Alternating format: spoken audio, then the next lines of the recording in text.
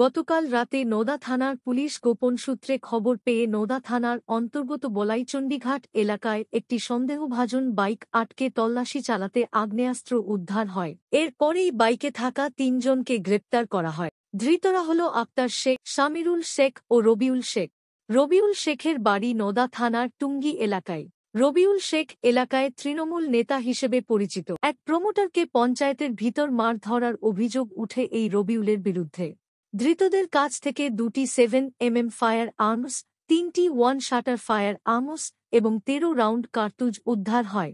ধৃতদের বিরুদ্ধে 2021 সালে ও 2023 সালে একাধিক খুনের সঙ্গে জড়িত ছিল। পুরনো একটি তৃণমূল নেতা খুনের ঘটনায় যুক্ত ছিল। এই অভিযুক্তরা টাকার বিনিময়ে খুন করে নদিয়া বা অন্যান্য জায়গায় আশ্রয় নিত। পুলিশ জানিয়েছে আগ্নেয়াস্ত্রগুলো নিজেদের হেফাজতেই ছিল। ভয় দেখিয়ে তোলাবাজি সহ বিভিন্ন দুষ্কৃতিমূলক কাজ করত। কালকে আমাদের একটা গোপন সূত্রে খবর আসে।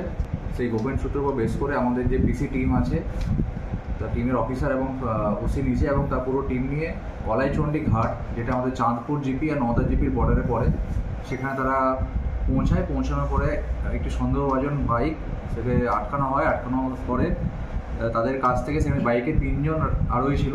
তার মধ্যে আক্তার শেখ, সামিরুল শেখ আর রবিউল শেখ, যার ডাকনাম হচ্ছে মকবুল। এরা বাইকে ছিল। এদেরকে আটকানো হয়। আটকানোর পরে সার্চ করার পরে এদের কাছ থেকে 2টো 7mm ফায়ার আর্মস, 3টে 1 শাটার ইম্প্রোভাইজড যেটা গান সেটা পাওয়া গেছে এবং টোটাল 13 রাউন্ড মতো অ্যামুনিশন পাওয়া গেছে। বেসিক্যালি ফায়ার আর্মসগুলো তার বিভিন্ন রকম অসামাজিক যে কাজকর্ম সেই কাজকর্ম ব্যবহার করে এবং আমরা এদের ব্যাকগ্রাউন্ড সার্চ করা হয়। ব্যাকগ্রাউন্ড সার্চ করে জানা যায় যে এরা পুরনো ক্রিমিনাল। এদের প্রিভিয়াস ক্রিমিনাল রিপোর্ট আছে, বিভিন্ন কেস আছে। সেই কেসগুলো হচ্ছে তার মধ্যে আর্মস অ্যাক্টেও কেস হয়েছে। এছাড়া আপনারা জানেন একটা মার্ডার কেস যেটা হচ্ছে 2021 সালে হয়েছিল, সেই মার্ডার কেসেও এরা আসামি ছিল। এছাড়া আর টোটাল এ নামে 5টা কেস আছে এবং একটি পুরনো কেস আছে, যে কেসটি হচ্ছে রিসেন্টলি আপনার হয়েছিল কেস নাম্বার 83/25, যেখানে একজনকে এরা খুব ব্রুটালি মেরেছিল এবং সেই কেসের অ্যাবসকন্ডার ছিল। এরা বেসিক্যালি যেটা করে, এরা হচ্ছে ভাড়াটে ক্রিমিনাল।